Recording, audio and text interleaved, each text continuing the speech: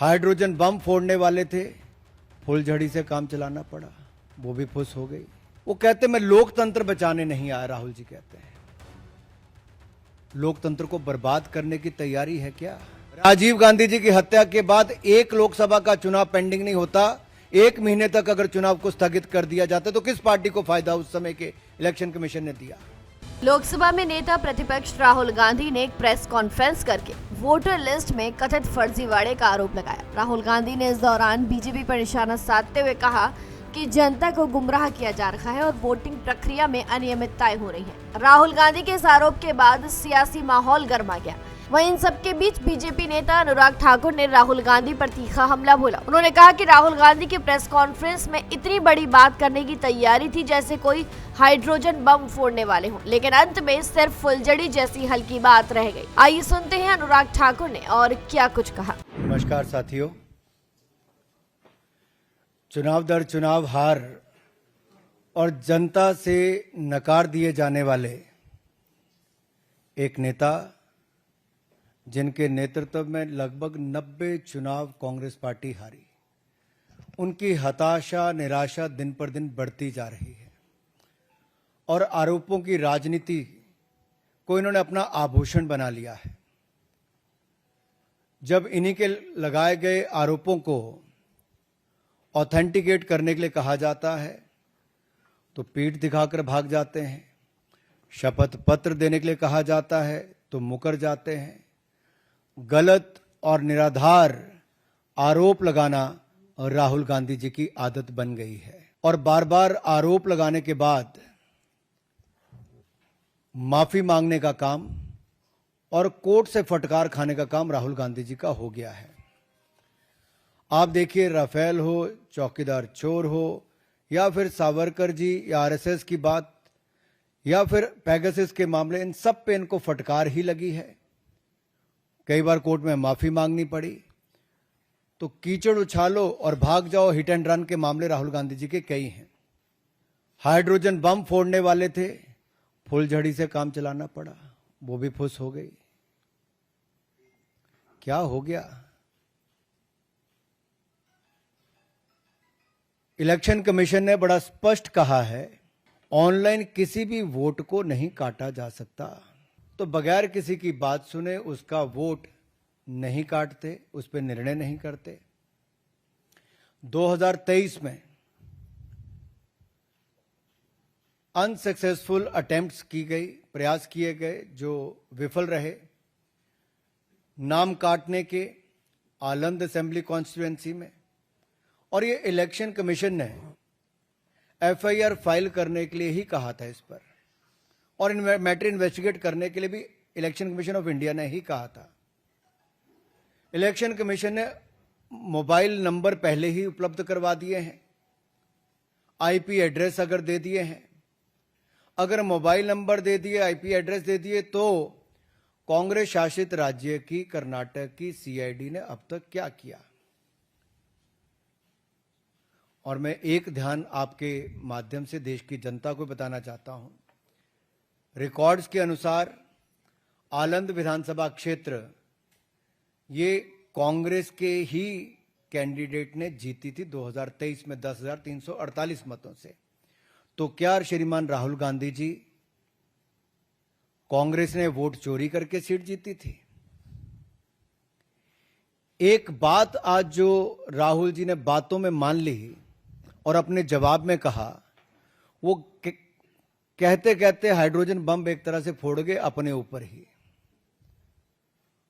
वो कहते मैं लोकतंत्र बचाने नहीं आया, राहुल जी कहते हैं। लोकतंत्र को बर्बाद करने की तैयारी है क्या? गलत निराधार आरोप बार बार संवैधानिक संस्थाओं पर लगाना, गलत निराधार आरोप बार बार इलेक्शन कमीशन ऑफ इंडिया पर लगाना, कभी ईवीएम पर प्रश्न चिन्ह खड़े करने, कभी वीवीपैट पर करना, कभी चुनावों के नतीजों पर करना, और कभी टूल किट के सहारे भारत के लोकतंत्र पर, संवैधानिक संस्थाओं पर प्रश्न चिन्ह खड़ा करना, क्या यह आदत सी बन गई है? क्या चाहती है कांग्रेस पार्टी? पूर्व प्रधानमंत्री इंदिरा गांधी जी सत्ता का दुरुपयोग करके, अफसरों का दुरुपयोग करके चुनाव जीती है तो कोर्ट उनको बाहर का रास्ता दिखाता है। राजीव गांधी जी की हत्या के बाद एक लोकसभा का चुनाव पेंडिंग नहीं होता, 1 महीने तक अगर चुनाव को स्थगित कर दिया जाता तो किस पार्टी को फायदा उस समय के इलेक्शन कमीशन ने दिया? रमा देवी जी, MS गिल, TN शेषन से लेकर ये बाकी सारे इलेक्शन कमिश्नर जो थे किस पार्टी ने नियुक्त किए और वापस किस दल में गए? कांग्रेस पार्टी में गए। इलेक्शन कमीशन का दुरुपयोग इन्होंने कभी किया होगा? उनको बड़े बड़े पद भी बाद में दिए होंगे, लेकिन अगर निष्पक्षता के साथ भारत का इलेक्शन कमीशन काम कर रहा है तो बार बार राहुल गांधी जी का प्रयास है कि लोकतंत्र पर प्रहार किया जाए, भारत के लोकतंत्र को कमजोर किया जाए, जनता को गुमराह किया जाए, और जिस तरह से बांग्लादेश, नेपाल में स्थिति बनती है वैसे झूठ बोल बोल के वहां पे स्थिति पैदा कर दो देश में। मैं एक और उदाहरण आपको देना चाहता हूं। अभी हाल ही में कर्नाटक हाईकोर्ट का फैसला आया, मलूर विधानसभा के चुनाव को खारिज किया है। क्या 2023 में कांग्रेस ने वोटों के गबन के साथ इस सीट को जीता था? इस मामले में कर्नाटक हाईकोर्ट ने भाजपा के उम्मीदवार मंजुनाथ गौड़ा के पक्ष में फैसला सुनाया है। कोर्ट ने कहा, मलूर विधानसभा में मतगणना के दौरान गंभीर अनियमितताएं हुई। क्या फेराफेरी के साथ कांग्रेस ने सीट जीती थी? राहुल जी, जवाब देना पड़ेगा आपको और कांग्रेस पार्टी को। और आपके इलेक्शन कमिश्नर के समय अगर मैं कहूं, सोनिया जी का नाम जब आया कि नवीन चावला जी की नियुक्ति उन्होंने कर दी, और उस समय के चीफ इलेक्शन कमिश्नर ने आरोप लगाकर कहा था, प्रेसिडेंट को लिख के कहा था कि क्लासिफाइड और सेंसिटिव इंफॉर्मेशन नवीन चावला लीक करते हैं।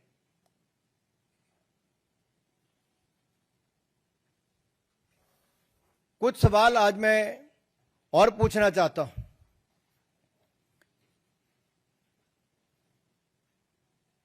कि जब जब राहुल गांधी जी आरोप लगाया और उसके कोर्ट गए तो बार बार इनको मुंह की खानी पड़ी। आप सारे उदाहरण उठाकर देख लीजिए, कभी माफी मांगनी पड़ी तो कभी कोर्ट की लताड़ खानी पड़ी। तो क्या इसी डर से राहुल गांधी जी शपथ पत्र नहीं दे रहे हैं? आज मीडिया द्वारा बार बार पूछे जाने के बाद भी शपथ पत्र क्यों नहीं दे रहे?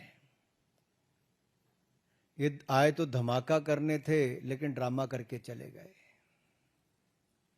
धमाका इनके बस की बात नहीं, ड्रामा करना इनके बस की बात है।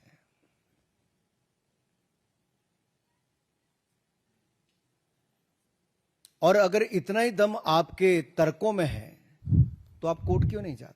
इलेक्शन कमीशन ने तो आपको बार बार कहा सबूत दो, हल्फनामा दो, ना आप सबूत दे पाते हो और गलत आरोप लगाते हो।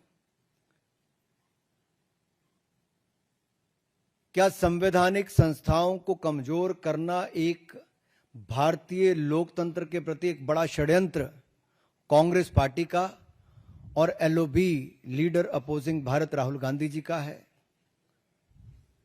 क्या ये केवल घुसपैठिए वोट को बचाने के लिए है?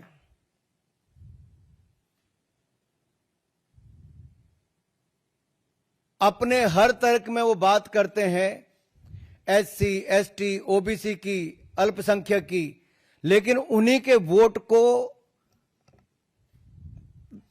वोट की ताकत को कम करने का प्रयास राहुल गांधी जी और कांग्रेस पार्टी कर रही है। आपको बता दें, अनुराग ठाकुर के इस तंज ने राजनीति में नया मुद्दा पैदा कर दिया है। विपक्ष और सत्ता पक्ष के बीच बहस तेज हो गई है और सोशल मीडिया पर इस पर काफी चर्चा हो रही है। वहीं राहुल गांधी और बीजेपी के बीच चल रही ये बहस आने वाले दिनों में और भी ज्यादा गर्मा सकती है।